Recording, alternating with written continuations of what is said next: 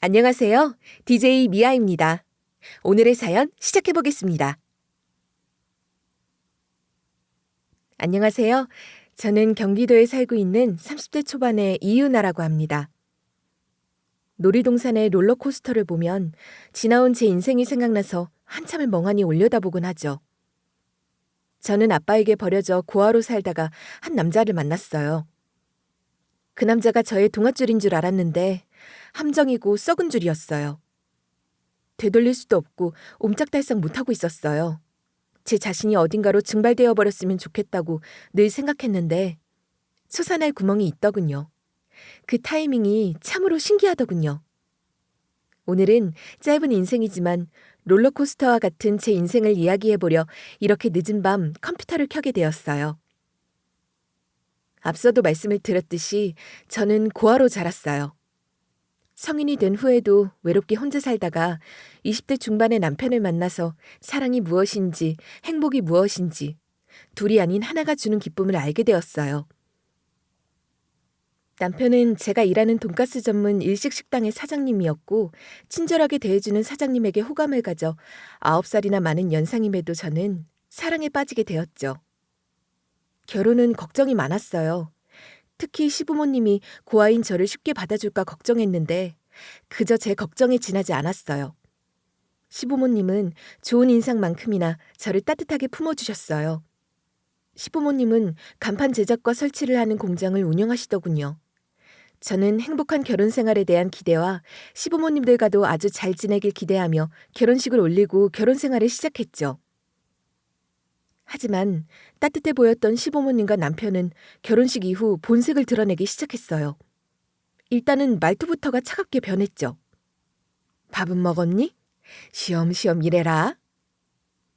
이런 말은 전혀 들을 수가 없었어요. 저를 며느리로 보는지 일꾼으로 보는지 구별할 수가 없었어요. 혹시라도 제가 농땡이를 부릴까봐 시어머니는 저를 감시까지 하셨죠. 신혼집과 시댁이 아주 가까운지라 시부모님은 저를 시도 때도 없이 불러내셨어요. 시아버지와 시어머니는 공장을 운영하기 때문에 하루 종일 공장에 사시다시피 하셨죠. 그래서 시댁 집안일은 모두 제 차지였어요. 시어머니의 말투는 늘 명령조였죠.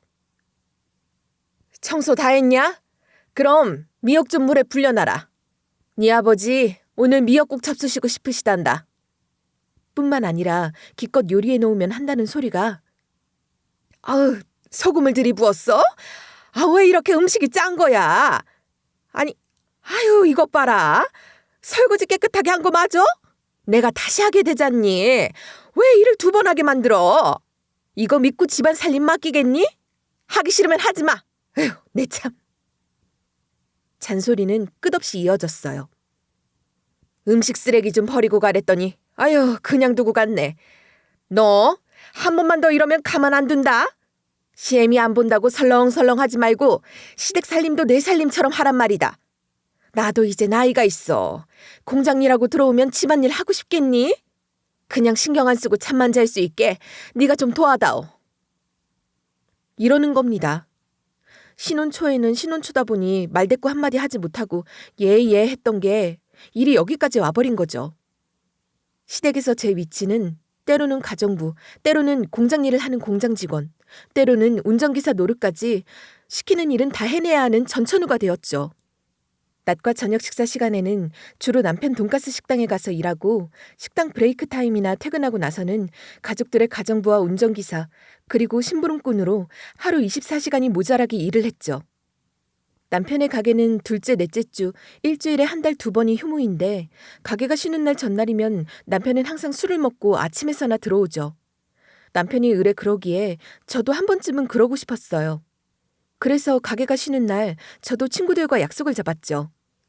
그날은 시부모님도 1박 2일 여행을 가신 날이라 눈치 볼 사람이 없었으니까요. 오랜만에 친구들과 쌓인 스트레스도 풀고 지하철이 끊길까 봐서 11시 전에 서둘러 집에 돌아왔는데 그날따라 일찍 집에 들어온 남편이 문을 잠가버리고 열어주질 않는 거예요. 저는 남편에게 대들었죠. 당신은 가게 쉬는 날이면 다음날 새벽에 들어오면서 나는 왜 못하는데? 나한테 왜 그러는데? 결혼하고 처음이잖아. 당신처럼 집에 안 들어온 것도 아니고 밤 11시 좀 넘었다고 현관문을 잠가? 이게 말이 돼? 어떤 정신없는 유부녀가 밤 11시에 집에 들어오냐? 너는 오늘 밤 밖에서 반성 좀 하고 내일 들어와! 하고서는 끝끝내 잠근 현관문을 열어주질 않는 겁니다. 저는 다음날 아침이 밝을 때까지 기다렸다가 아파트 계단에서 쪼그리고 앉아서 잠이 들어버렸죠.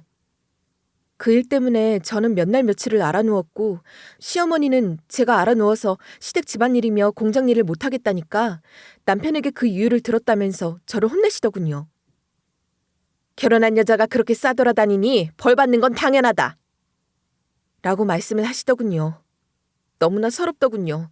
아니, 다음날 새벽에 들어온 것도 아니고 밤 11시에 들어왔는데 그게 그렇게 죽을 죄인가요? 그렇게 이해되지 않는 일들로 힘겨운 결혼 생활을 보내고 있던 와중에 코로나가 터져버린 거예요. 그 당시 많은 자영업자들이 그랬듯 남편 가게는 코시국 때 장사가 안 돼서 가게를 접고 시부모님 공장에서 남편과 저는 일을 하게 되었어요. 남편은 요식업을 하기 전에 시부모님 공장에서 일을 했다고 해요. 그런데 적성에 맞지 않다면서 돈가스 전문점을 차려달라고 했다는 거예요. 그래서 식당을 차린 건데 하필 시국이 이러니 장사를 접을 수밖에요. 본래 공장일은 취미가 없던 남편은 저에게 모든 공장일을 맡기고서 한량처럼 살기 시작했어요.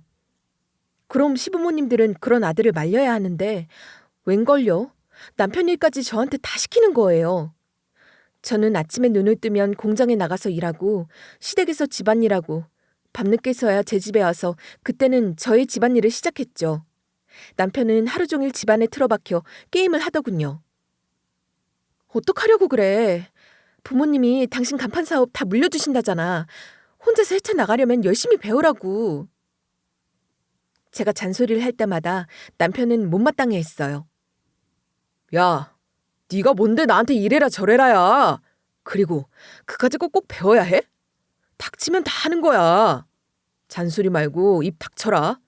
너나 우리 집 부모님한테 잘 배워둬. 이러는 겁니다. 정말 제 동생이라면 한 대 쥐업해주고 싶더군요. 그런데 그 당시 코시국이라 시댁 공장도 평소보다 일이 절반으로 줄어버린 거예요. 2명 있던 직원마저 내보내고 시부모님들은 일이 있을 때만 일당제로 일꾼들을 불러서 작업을 하셨죠. 하루는 시어머니께서 저에게만 특별한 일을 주신다고 하시더군요.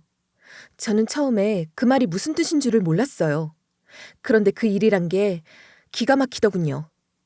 시댁 공장에서는 현수막 제작도 하고 간판도 만드는데 지하실 창고에 작업하다 망친 오래된 물건들이 가득했어요.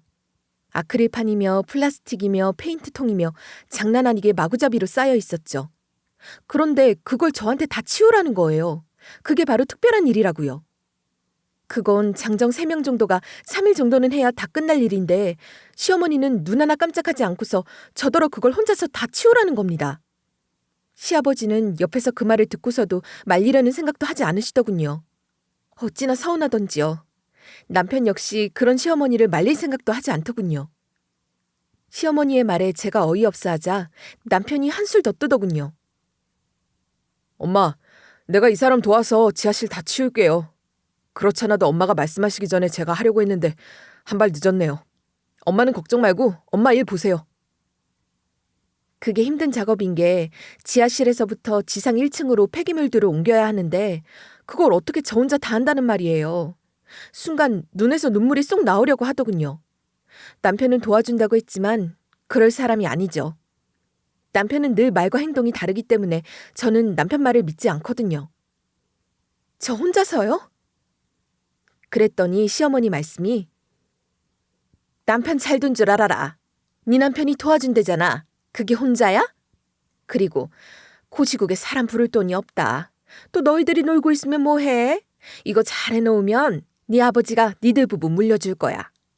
그러니까 내 사업이다 생각하고 어디 한번 해봐. 이러시는 거예요. 저는 단박에 거절을 해버렸어요. 그리고 솔직하게 말했어요. 남편이 말만 그렇지 절대 도와줄 사람이 아니라고요. 그랬더니 팔은 안으로 굽는다고 시어머니가 불끈 화를 내시더군요. 뭐?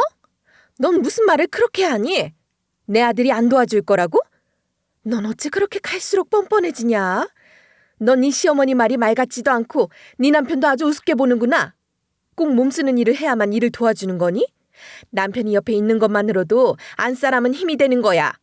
무슨 말인지 알아들어? 저는 끝까지 못하겠노라고 했죠. 그랬더니 시어머니께서 고양이 쥐 생각하듯이 하는 말이 누가 오늘 하루 안에 다 하래? 천천히 하라고. 며칠이 걸리더라도 하라고. 내가 기다려줄 테니까. 이 말에 더 어이가 없더군요. 늦게 하면 늦게 한다고 뭐라고 할 뿐이고 빨리 하면 일을 건성으로 했다고 뭐라고 하실 뿐이죠. 저는 참다 못해 시어머니에게 대들어버렸어요. 너무하신 거 아니에요? 지하실은 장정 2~3명도 치우기 힘들어요. 그러자 시어머니와 남편이 서로를 마주보며 웃어가며 하는 말이 저거 왜 저러냐? 막 시집와서는 하라는 대로 다 하더니 이젠 태대기까지 한다. 그러게요. 지렁이도 밟으면 꿈틀거린다더니 딱 그러는 것 같은데요. 야, 너 그래봤자 안 돼. 뭐라고? 뭐가 안 되는데? 저는 남편 말에 발끈했어요. 그러자 남편 하는 말이 너 어차피 도망 못 가. 너 받아줄 데 없으니까. 고아가 갈 데가 어딨냐? 우리 집이 천국이지? 너 솔직히 얘기해봐.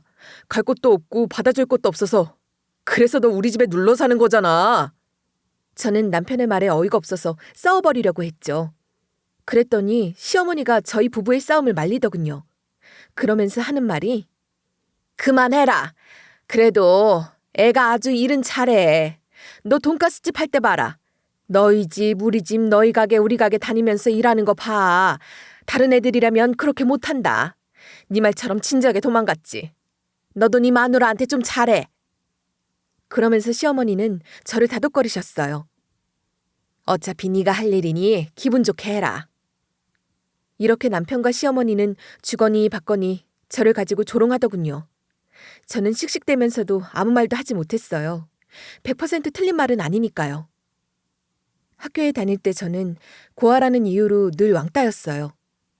보육원에서도 저는 왕따를 당했어요. 보육원에서는 아예 어린 시절부터 보육원에 사는 아이들이 7, 8살 이후에 들어오는 아이들을 왕따시키거든요. 저는 그래서 보육원에서도 늘 혼자였죠. 20살이 되어 처음으로 이성을 사귀었는데 저는 스토킹을 당했어요. 다른 여자애들 같으면 부모님들이 보호해주고 도와주었을 텐데 저는 가족이 없어서 도와줄 사람이 아무도 없어서 얼마나 서러웠는지 몰라요. 스토킹범을 조사하면서 경찰이 저에게 그러더군요.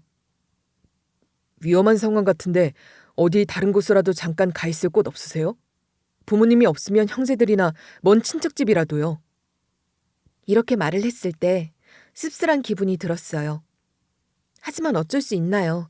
그 힘든 시간을 저는 혼자서 버텨야만 했죠. 그렇게 스토킹 당한 일은 잘 마무리가 되었고 이후에 저는 늘 혼자였어요. 그래서 다시 혼자가 될까봐 두려워서 저를 대놓고 부려먹는 악질 시어머니와 저를 아내 취급도 안 하는 남편도 다 이해하고 참고 살았던 거죠. 그러다 보니 시댁에 일이 많고 시부모님과 남편이 저를 무시해도 이 가족이라는 울타리가 싫어도 버티려고 했던 거죠. 남편은 그런 제 마음을 알고서 역이용하는 거고요. 결국 저는 폭발해버렸어요. 그리고 울며 겨자 먹기로 지하창고 청소를 시작했어요. 근데 지하창고 청소 이틀째 되던 날 생리가 시작된 거예요. 평소에도 생리통이 있긴 했지만 이날은 평소보다도 배가 더 아픈 거예요. 힘들어서 아픈 배를 움켜잡고 잠깐 쉬고 있는데 시어머니께서 하시는 말씀이 너 지금 농땡이 부리는 거야? 일 시작한 지 몇 시간이 됐다고 그러는 거야? 쉬엄쉬엄 하다 보면 더 하기 싫은 거야. 얼른 해서 해치워버려야지. 그거 오늘 중으로 다 할 수 있겠어? 어머니, 저 생리통 때문에 힘들어요. 라고 얘기를 했더니 시어머니 하시는 말씀이 너 유세 부리냐? 생리는 너만 해? 유난 떨지 마. 옛날 우리 엄마들은 애 낳고도 하루 만에 밭일하러 밭에 나갔는데 고작 생리 정도로 이러는 거 꾀병으로밖에 안 보인다. 시어머니의 이 말에 저의 인내심의 끈이 끊어져 버렸어요. 이런 가족은 저에게 있으나 마나예요. 차라리 예전처럼 혼자인 게 훨씬 낫다는 생각이 들더군요. 저는 시댁 공장에서 탈출하자고 결심을 했어요. 이혼이라는 말은 꺼낼 수도 없죠. 아마도 남편은 제가 이혼하자는 말을 꺼내면 웃어버릴걸요? 일단 탈출을 해도 갈 곳이 없어서 무섭긴 했지만 그래도 여기보다는 천국일 거라는 생각에 용기가 생겼어요. 보육원을 나와 이런저런 일들을 많이 해봤기 때문에 한편에서는 자신감도 생겼어요. 놀지 않고 부지런히 일하면 아르바이트 시급만 벌어도 혼자서는 거뜬히 먹고는 살 것 같았어요. 그리고 무엇을 하던 마음 편한 게 제일이라는 것도 알게 되었고요. 어딜 가도 시댁과 남편과 함께 사는 것보다는 낫다고 생각한 끝에 저는 간단한 제 소지품과 지갑을 싸들고 나와버렸죠. 그런데 제 지갑에는 현금이 하나도 없더군요. 체크카드에 겨우 4만 원 정도 들어있더군요. 시댁에서는 저를 집안일에 공장일까지 부려먹으면서 돈은 주지 않았어요. 게다가 저희 부부의 경제권도 남편이 가지고 있어서 생활비는 남편 카드를 썼죠. 남편은 어쩌다 생색을 내면서 저에게 용돈을 주었는데 늘 항상 코딱지만한 금액의 용돈이었죠. 결국 제가 가지고 있는 건 4만 원 정도뿐이었어요. 저는 곰곰이 생각을 해보았어요. 앞으로 꾸준히 일할 수 있는 일자리를 구할 때까지 먹을 게 필요하기 때문에 숙박비로 함부로 쓸 수 없으니 일단은 PC방에 가서 인터넷으로 숙식 가능한 일자리를 찾아보다 이력서를 냈죠. 저는 연락을 기다렸어요. 그리고 그동안 잠잘 곳을 찾다가 상가 건물 안에 있는 교회 문이 열린 것을 보고 거기 들어가서 기도를 하는 척 쪽잠을 자고 콘센트에 보조 배터리와 휴대폰도 충전을 했죠. 교회분들에게 미안했지만 어쩔 수 없었어요. 저는 하나님께 죄송하다고 기도 올리고 날이 밝자 교회에서 나와 며칠 만에 휴대폰을 꺼내 확인했어요. 아르바이트 이력서 낸 곳에서 연락이 왔는지 보려고요. 그런데 남편에게서 문자가 엄청 와 있더군요. 빨리 기어 들어와라. 안 오면 내가 찾아낸다. 이 문자 확인하고 안 들어오면 알아서 해. 내가 너 있는 곳 하나 못 알아낼 줄 알고?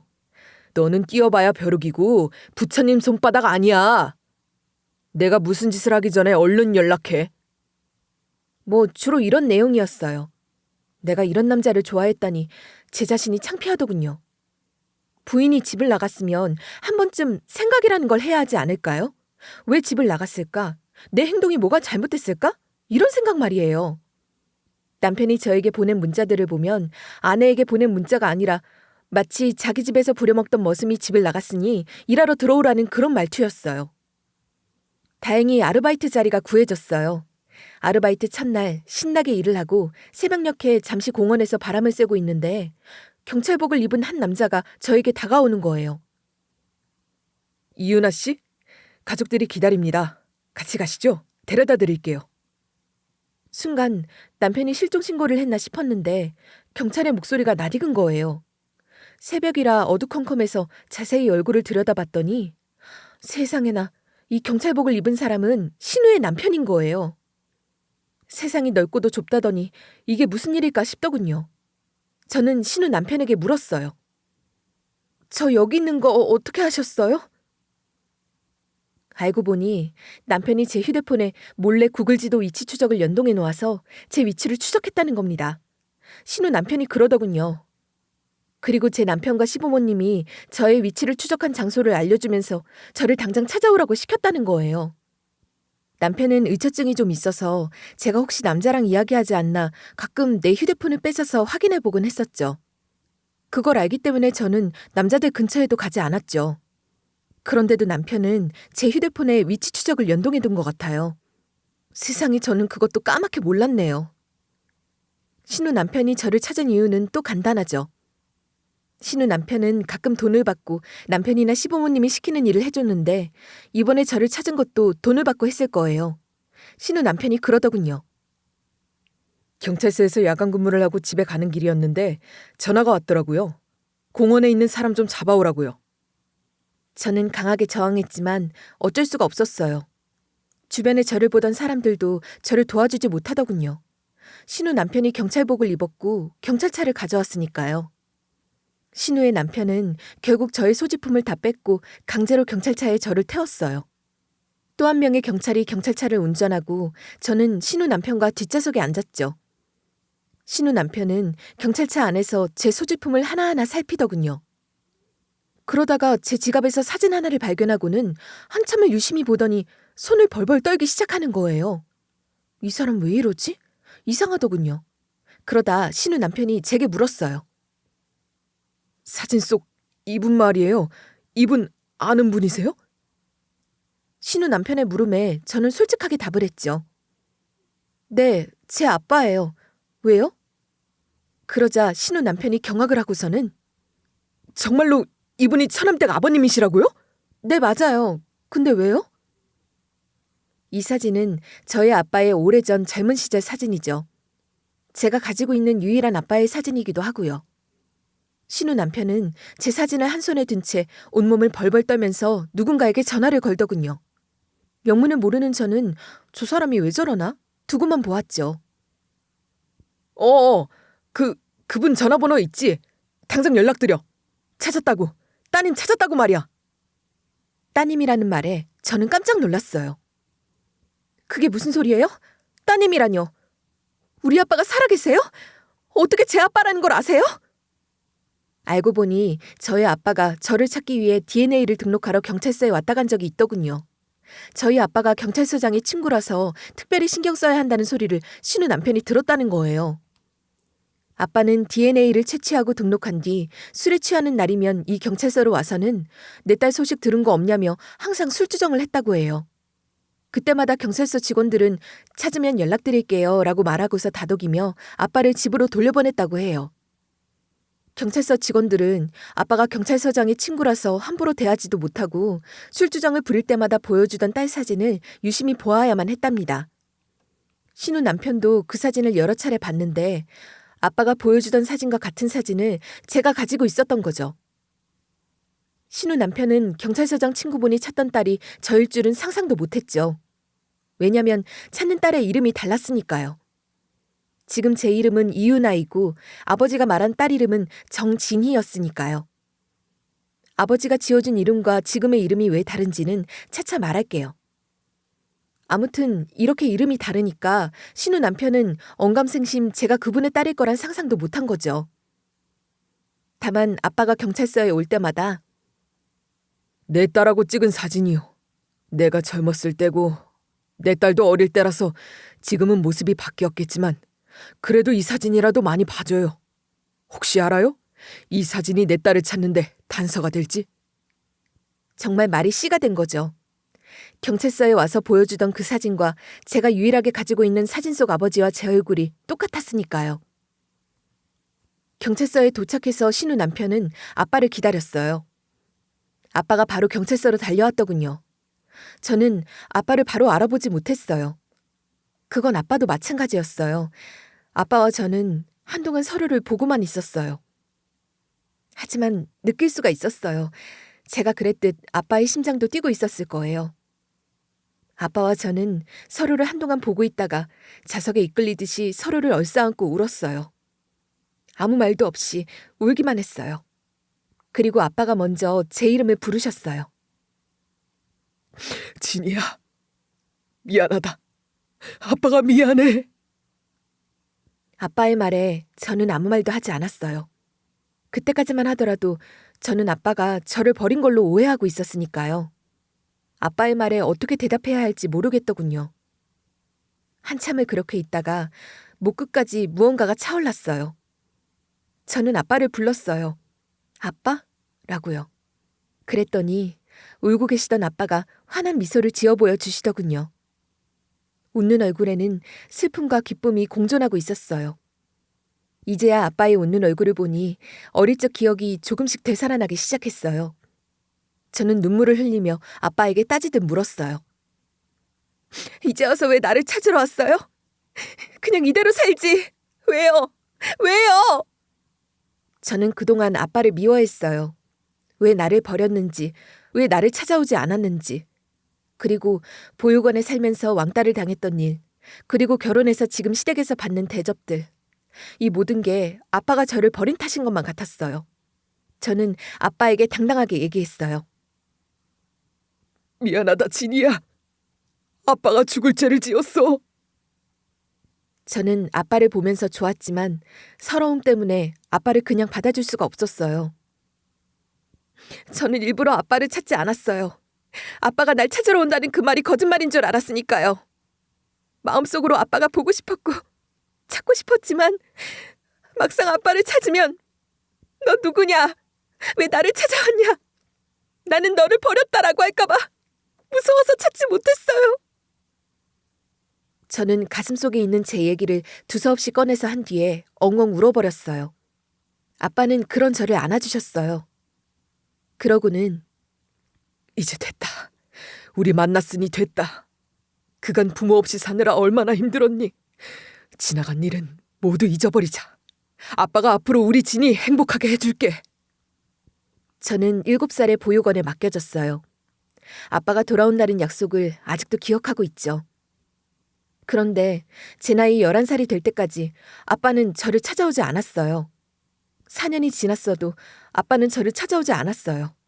어느덧 점점 체념하기 시작했어요. 아빠가 거짓말을 한 거라고 생각하고 아빠를 많이도 원망했어요. 저를 힘들게 했던 건 아빠의 거짓말과 함께 보육원 친구들이었어요. 제가 지내던 보육원은 저 혼자만 7살에 들어오고 나머지 친구들은 아예 갓난쟁이일 때부터 여기서 살았던 친구들이죠.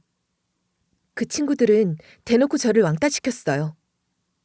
자기들끼리 똘똘 뭉쳐 저를 왕따시키고 선생님이 안 계시면 저를 괴롭혔어요.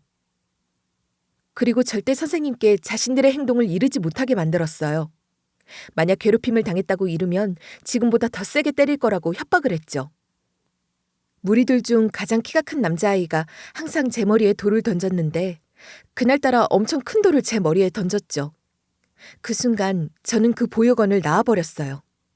머리에서 피가 철철 흘렀어요. 흐르는 피를 손으로 닦아내며 저는 한없이 걷고 또 걸었어요.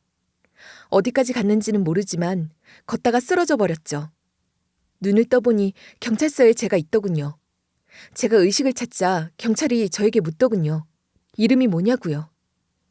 어린 마음에 다시는 그 보육원으로 돌아가고 싶지 않았어요. 그 보육원은 저에게 공포였어요. 마침 머리에서 피도 철철 흐르고요.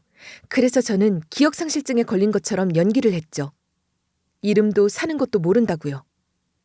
지금이야 네트워크가 잘 돼 있어서 보육원을 탈출했다면 보육원과 경찰서가 잘 연계가 되어 저를 금방 찾아냈을 거예요. 그 후 저는 새로운 보육원에 맡겨지게 되었고 지금의 이름인 이유나가 된 거예요. 제 얘기에 아빠가 눈물을 흘리시더군요. 그리고 당시 얘기를 하셨어요.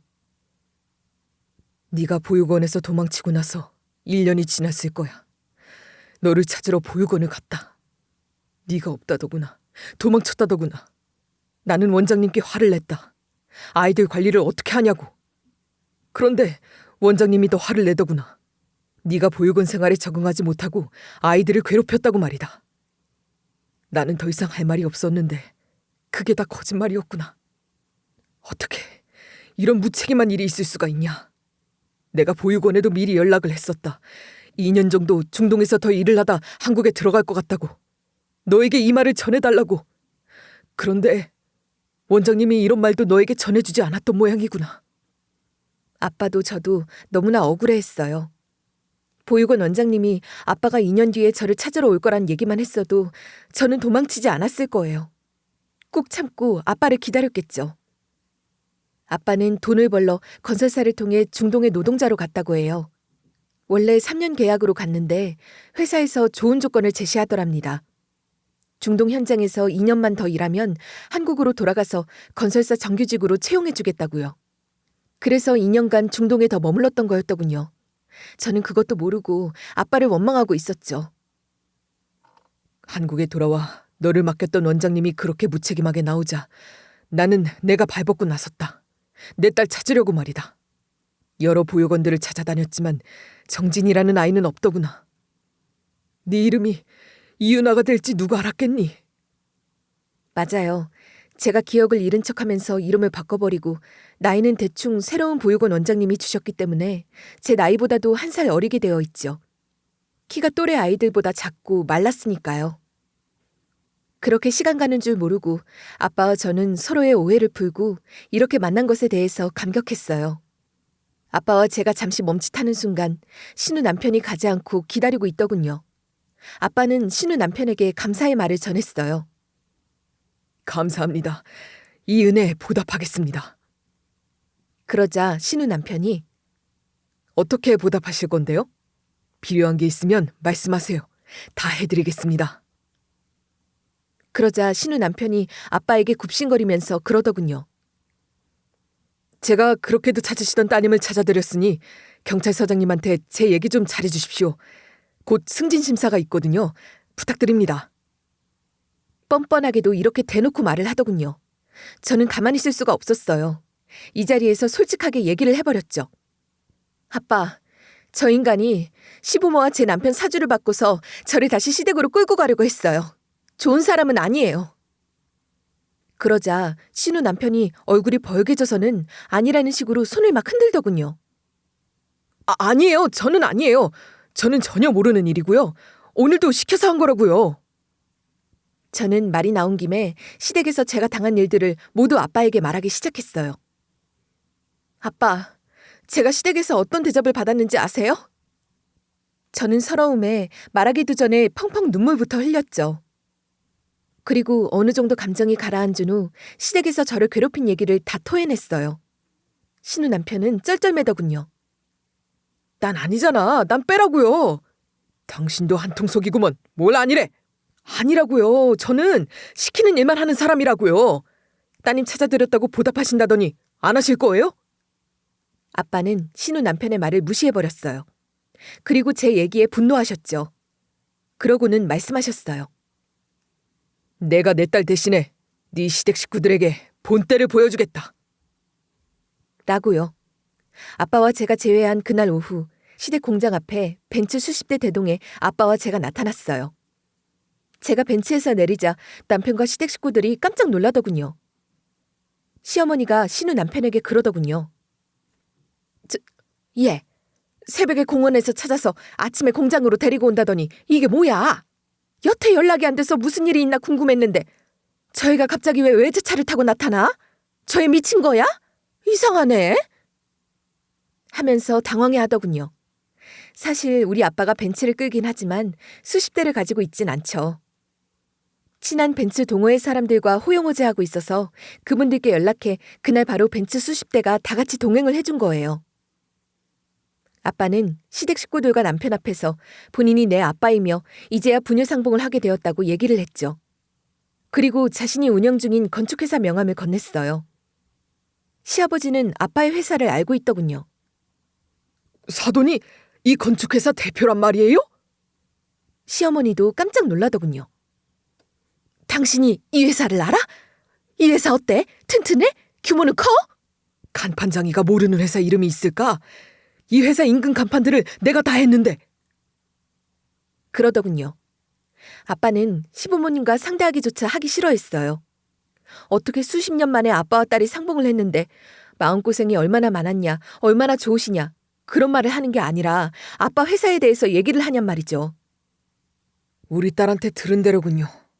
보통은 이런 경우에 축하한다는 말부터 하는데 두 분은 그러질 않으시는군요. 내 딸이 어떤 대접을 받았는지 알겠네요. 쓸데없는 소리 그만하고 내 딸 데리고 가겠습니다. 내 딸 데려가는 이유는 두 분이 더 잘 아시죠? 그러자 시어머니가 제 손을 덥석 잡는 겁니다. 우리 며느리를 왜 데려간다는 거예요? 사돈이 뭔가 오해를 하고 있는 것 같은데요. 우리 그러지 맙시다. 시부는 한술 더 뜨더군요. 사돈, 우리 사업가끼리 잘해봅시다. 고시국이라서 일이 없어요. 사돈은 건축일하면 아는 것도 많을 텐데 다리 좀 놔주세요. 우리 가게로 일 좀 넘겨주라고요. 남편도 아빠의 명함을 보자마자 눈이 돌아가서는 굽신굽신 해대더군요.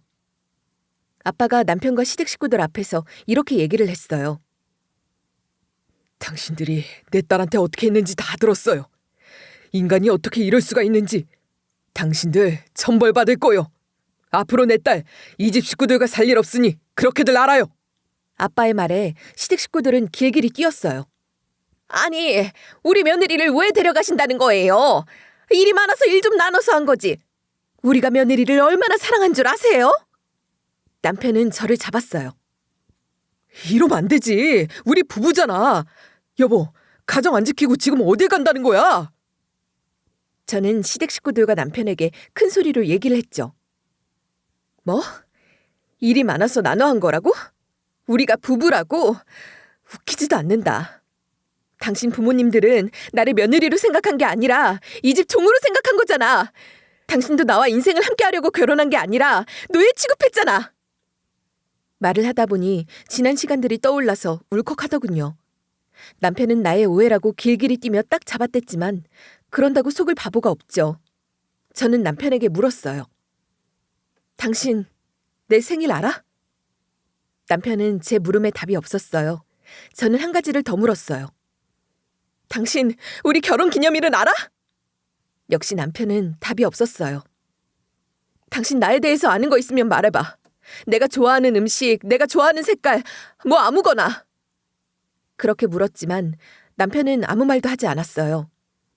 저에 대해 아무것도 모르는 남편을 보니 정말 눈물이 나오려고 하더군요. 이게 결혼이니? 넌 누구랑 결혼한 거니? 난 누구랑 결혼한 거고? 부부로 함께한 시간들은 다 뭘까? 헛웃음이 나오려고 하더군요. 제 얘기를 듣던 시어머니가 그러더군요. 생일 알고 결혼기념일 알아야 부부냐? 네 시아버지도 내 생일 모른다. 우리 결혼기념일도 몰라. 그래도 잘 살잖니. 남자들이란 게 그렇게 무심한 거야. 내 아들이 널 얼마나 사랑하는데 얼마나 너를 생각한 줄 아니? 그걸 꼭 말로 해야 해? 여태 아무 일 없이 잘 살면 된 거지? 더 이상 말하고 싶지 않았어요. 저는 시어머니에게 딱 한마디를 던졌어요. 그래요. 재밌네요. 곧 이혼소장 보낼게요. 하고 저는 그 집에 다시 들어가지 않았죠. 저는 아빠 집에서 살게 되었어요. 아빠 회사의 변호사와 함께 이혼소장을 준비하는데 그동안의 시간들이 너무나 괘씸하더군요. 그래서 저는 복수를 생각하고 한 가지 더 신고를 하기로 마음먹었어요. 신우 남편이 시부모님 부탁을 받아 맘대로 정보를 조회한 것을요. 공적인 일을 하는 경찰이 사적인 일을 보는 건 아니죠. 지난해 도시 디자인 개선 사업 중 하나로 현수막이나 간판 제작 및 설치와 관련해 공개 입찰을 한 적이 있었죠. 시아버지가 그 사업을 따내기 위해 온갖 수단을 다 동원한 걸 제가 알고 있죠. 라이벌인 상대 공장에서 중국산 자재들만을 사용해서 문제가 많았다는 거짓 서류를 만들어서 조사받게 만든 거예요. 그리고 시간을 질질 끌어서 입찰이 끝날 때 경찰 조사를 받게 한 거죠. 그 업체는 문제가 없었고 다만 경찰 조사를 받고 있는 중이라는 그 자체가 업체 이미지에 큰 영향을 미쳐버린 거죠. 하필 입찰 중에 경찰 조사가 진행되어서 라이벌 업체는 감점을 받게 된 거예요. 그래서 결국 시아버지의 공장이 사업을 따낸 거죠. 그 과정에서 신우 남편의 역할이 큰 걸로 저는 알고 있어요. 일부러 경찰 조사를 늘어지게 만든 거예요. 저는 예전에 남편과 대화를 나눈 내용을 증거로 제출했어요. 카톡 메시지 내역과 휴대폰 설정 때문에 자동 녹음된 통화 파일에 증거가 남아 있었거든요. 남편은 저에게 그걸 자랑이랍시고 우리 아버지 예전부터 그런 일 많이 하셨다? 상대 업체 깔아뭉개서 우리 공장이 일 따내고 그래서 간판 공장 자리 잡고 지금 공장 건물도 다 산 거지. 그 말을 듣고 시부모님이 걱정된 저는 남편에게 그랬죠. 그런 누명을 막 씌워도 되는 거야? 사적인 일로 상대 업체를 조회하고 마음대로 서류를 만들어서 누명 씌우는 거 불법 아니야? 그러자 남편이 그러더군요. 야, 항상 법만 지키는 사람이 어딨냐? 너는 빨간불일 때 횡단보도 건넌 적 한 번도 없냐? 혼자서 고결한 척 하시기는. 이러면서 저를 비웃었거든요. 아빠는 친구분인 경찰서장에게 이 얘기를 해서 남편 공장 일을 문제 삼았어요. 결국 제가 제출한 자료를 바탕으로 간판 공장은 경찰 조사에 들어가게 됐고 조사 결과 모든 비리들이 다 발각되고 말았죠. 남편과는 이혼 서류가 깔끔하게 정리가 되었고 그 집안과 모든 인연은 끝나게 되었어요. 저는 아빠의 건축회사에 취직을 해서 차근차근 일을 배워나가는 중이에요. 아빠는 제가 이 사업을 물려받을 수는 없지만 그래도 하는 데까지 일을 하나하나 배워나가길 원하시죠. 저에게는 생소한 일이지만 배워보니 참 재미있더군요. 그렇게 몇 해가 지나고 시댁의 소식들이 들려왔어요. 시어머니는 어떻게든 간판 사업을 살리려고 했던 모양이에요. 잘 살려서 남편에게 주려고요. 그런데 집안이 망하려고 타이밍에 딱딱 맞춰 일이 터지더군요. 시아버지가 당뇨가 있으셨는데 마침 그때 합병증이 심해져서 입원을 해서 치료를 받을 상황이 된 거죠. 시아버지 없이 시어머니 혼자서는 절대 이 사업을 이끌어갈 수 없으니 사업을 정리해야만 했죠. 하지만 미련이 남은 시부모님은 남편에게 애원을 했다고 해요. 네 아버지가 아프니까 너하고 내가 이 사업 이어가자. 엄마 아빠 소원이다. 그랬더니 이 철없는 남편 하는 말이 엄마, 나는 간판 사업이 체질에 안 맞아요. 요식업 하고 싶어요. 그럼 간판 사업 접고 아빠 병원에 입원시키고 엄마가 나 도와줘요. 요식업에 뛰어드시라고요. 우리 엄마 요식업도 아주 잘하실 거야. 내가 요즘 눈여겨보고 있는 프랜차이즈 사업이 있는데 아주 핫하대요. 100% 성공한다니까요. 이 건물 팔아서 시내에 식당 차려주면 내가 엄마 노후 책임진다. 미친놈. 내가 널 뭘 믿고 시내에 프랜차이즈를 내주냐? 코딱지만한 돈가스 집도 망해먹은 놈이 그 큰 식당을 어떻게 해? 그러니까 네 마누라한테 잘했음 이런 일 없잖아. 엄마, 입은 삐뚤어졌어도 말은 바로 하세요. 돈가스집 망한 건 코시국 때문이고 이혼한 게 모두 제 탓이에요? 엄마 아빠 책임이 더 많아요. 네가 잘했어 봐라. 내가 어떻게 구박을 했어도 남편 옆에 있겠다고 하지. 하여튼 너는. 아니래도요. 우리 부부는 문제 없었어요. 시어머니는 남편 없이도 아들 없이도 혼자서 간판 사업을 해나갈 자신이 없는데 그즈음 시댁의 일로 신우 남편은 경찰 옷을 벗게 되었죠. 이에 신우도 신우 남편도 시부모님에게 난리를 피웠다고 해요. 왜 괜히 우리 남편을 엄마 아빠 사업에 나서게 해서 봉변당하게 하는데 우리 가족은 앞으로 뭘 먹고 살라는 거야? 엄마 아빠 때문에 봉변당하고 일자리도 잃고 내가 부끄러워서 고개를 들고 다닐 수가 없어. 우리 생활비 어떡할 건데. 엄마 아빠 때문이니까 이달부터 생활비 주세요. 우리 가족 책임지세요. 그렇죠. 신우 남편이 경찰 옷을 벗은 건 100% 시아버지 때문이죠. 신우는 시부모님에게 평생 자신의 가족들이 먹고 살 돈을 요구했다고 해요. 그런데 그 큰 돈이 시댁에 있을 리가 있나요? 엎친 데 덮친 격으로 신우 남편이 경찰 옷을 벗자 입찰에서 탈락했던 라이벌 공장이 이 소식을 접하면서 모든 진실을 알게 되고 시아버지 공장에 피해보상 소송을 걸어왔다고 해요. 증거가 충분하기 때문에 소송을 당해봐야 100% 지기 때문에 시부모님은 소송을 취하하고 라이벌 공장에게 배상해주겠노라고 했나 봐요. 결국 시부모님은 공장 건물을 팔았죠. 다행히도 적임자가 나타나서 큰 손해 없이 팔았지만 공장 판돈 일부는 라이벌 업체에 배상금으로 주고 또 일부는 신우에게 주었다고 해요. 그리고 적은 금액은 시부모님이 노후를 위해 가지고 있으려고 했는데 남편이 그러더랍니다. 왜 누나는 주고 나는 안 주는데? 저도 유산 달라고요. 남편이 어찌나 통을 파던지 시부모님이 있는 재산을 전부 긁어 모아 남편에게 주었다고 해요. 남편은 자신의 계획대로 시내의 핫한 건물에 월세로 프랜차이즈 식당을 오픈했고 지점장 명함 파서 목에 힘주고 다녔다고 해요. 처음엔 오픈빨로 제법 장사가 잘 되었다고 해요. 그런데 요령없는 남편은 흥청망청하다가 결국엔 재료값이며 직원 월급이며 세금이며 줄줄이 줄 수 없는 상황이 돼버렸다고 해요. 프랜차이즈라고 모든 식당이 성공하라는 법은 없죠. 주제에 맞게 작은 식당을 차렸다면 이런 일이 없었겠죠. 하루는 사무실에서 일을 하는데 모르는 번호로 전화가 오더군요. 전화를 받았는데 글쎄 이게 누구입니까? 시어머니인 겁니다. 시어머니의 목소리에 힘이 하나도 없더군요. 그 목소리로 저의 안부를 묻더군요. 잘 지내지? 내가 그동안 미안했다. 그때 내가 왜 그랬나 몰라. 너 같은 복덩어리 며느리를 못 알아보고 말이다. 저는 별대꾸 없이 하실 말씀 다 하셨으면 이만 전화 끊을게요. 라고 하는데 시어머니가 잠깐만을 외치더군요. 그러면서 하는 말이 왜 이렇게 성질이 급하니? 내용건 아직 안 끝났어. 저 말이다. 나 돈 좀 빌려줄 수 있냐? 많이는 아니고 조금만. 내가 돈 빌릴 사람이 너밖에 없다. 나 곧 식당에 나가서 일하기로 했어. 월급 받으면 줄 테니까 한 달만 빌려다오. 응? 꼭 갚을게. 제가 시어머니에게 왜 돈을 빌려줍니까? 이 아줌마가 아직도 뭘 착각한 모양이더군요. 아주머니? 제가 여윳돈이 많지만요. 그쪽 빌려줄 돈은 없네요. 오늘은 모르고 전화를 받았는데요. 앞으로 전화하지 마세요. 저는 이제 사람하고만 상종해요. 그쪽은 사람도 아니시잖아요? 이제 안 받습니다. 헛수고하지 마세요. 하고 전화를 끊으려는데 저를 애타게 부르시더군요. 하지만 툭 끊어버렸죠. 어찌나 통쾌하던지요. 시어머니가 전화를 한 그날 퇴근하려고 나서는데 남편이 제 회사 현관 앞에서 버티고 서 있는 겁니다. 저를 보자마자 남편이 그러더군요. 너 아까 우리 엄마한테 아주머니라고 했다면서? 네가 돈이 있으면 얼마나 있다고 잘난 척이야. 어디서 까불어. 예전엔 내가 하라는 대로 다 하면서 쪽도 못 쓰던 게 돈 있는 아빠 좀 만났다고 위세를 떨어? 저는 그런 남편을 빤히 쳐다보고 있었어요.